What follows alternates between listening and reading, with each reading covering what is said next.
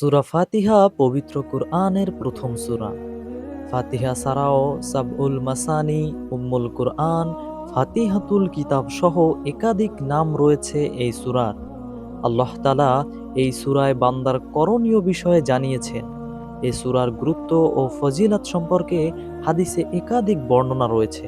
প্রিয় দর্শক, আমাদের প্রত্যেক মুসলমানেরই অন্তত সূরা ফাতিহা মুখস্থ রয়েছে, কিন্তু এই সূরা ফাতিহার যে অসম্ভাবনীয় যে ফজিলতগুলো রয়েছে এবং এর আমলের মাধ্যমে আমরা কি কি উপকার লাভ করতে পারি তা হয়তো আমরা অনেকেই জানি না।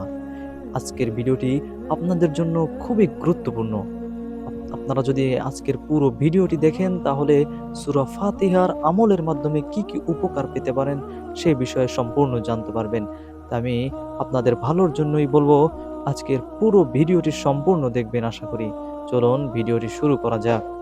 সূরা ফাতিহা আমলের মাধ্যমে বিভিন্ন রোগ থেকেও মুক্তি পাওয়া সম্ভব। হযরত আবু সাঈদ খুদরি রাদিয়াল্লাহু তাআলা আনহু থেকে বর্ণিত এক হাদিসে এসেছে, কয়েকজন সাহাবী আরবের এক গোত্রে এলেন। গোত্রের লোকেরা তাদের কোনো মেহমানদারি করল না। হঠাৎ ওই গোত্রের নেতাকে সাপে কাটে। তখন তারা তাদের কাছে এসে বলল, আপনাদের কাছে কি কোনো ঔষধ আছে? তারা উত্তর দিলেন, হ্যাঁ আছে, তবে আমাদেরকে মেহমানদারি করাতে হবে, আমরা প্রচন্ড ক্ষুধার্ত। তারা মেহমানদারি করতে রাজি হলো। এছাড়া আমরা তাদের কাছে এক পাল বকরি চাইলাম, তারা তাতেও রাজি হলো। তখন একজন সাহাবী উম্মুল কুরআন অর্থাৎ সূরা ফাতিহা পড়ে মুখে থুথু জমা করে সে ব্যক্তির সাপে কাটা ক্ষত স্থানে মেখে দিলেন। ফলে তার বিষ নেমে গেল এবং সে তাড়াতাড়ি সুস্থ হয়ে উঠল। সাহাবীরা খাওয়া দাওয়া করে নবী করিম সাল্লাল্লাহু আলাইহি সাল্লামের কাছে বকরি সহ ফিরে এলেন। তারা রাসূল সাল্লাল্লাহু আলাইহি সাল্লামের কাছে জানতে চাইলেন এই ধরনের কাজ তাদের ঠিক হলো কিনা। নবী করিম সাল্লাল্লাহু আলাইহি সাল্লাম এই কথা শুনে মুচকি হাসলেন এবং বললেন, ঠিক আছে, বকরিগুলো তোমরা নিয়ে যাও এবং তাতে আমার জন্য একটি অংশ রেখে দিও। এটি বুখারী শরীফের 5006 নম্বর হাদিস।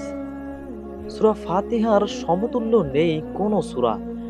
সাহাবী আবু যর রাদিয়াল্লাহু তাআলা বলেন, আমি রাতের আধারে মদিনার কোনো এক গলিতে নবী করিম সাল্লাল্লাহু আলাইহি সাল্লামের সঙ্গে ছিলাম।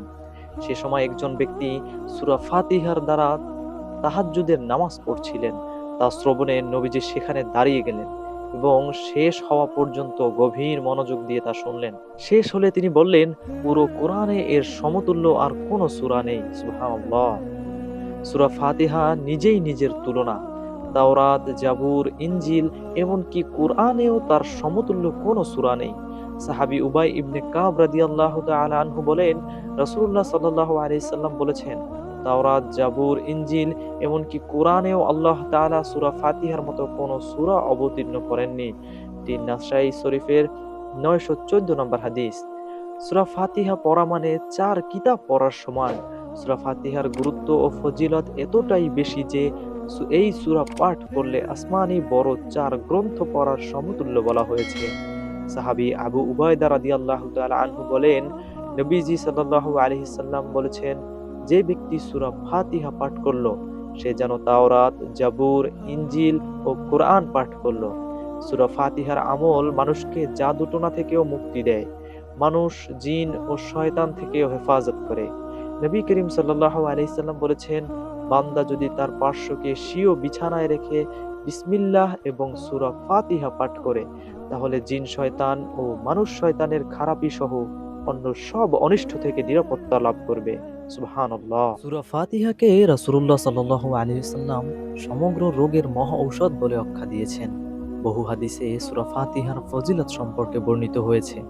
হযরত জাফর সাদেক রাদিয়াল্লাহু আনহু হতে বর্ণিত, সূরা ফাতিহা 40 বার পাঠ করে পানির ওপর ফু দিয়ে কোনো জ্বরে আক্রান্ত লোকের মুখমণ্ডলে ছিটিয়ে দিলে এর বরকতে এবং আল্লাহর রহমতে জ্বর দূরীভূত হয়ে যাবে।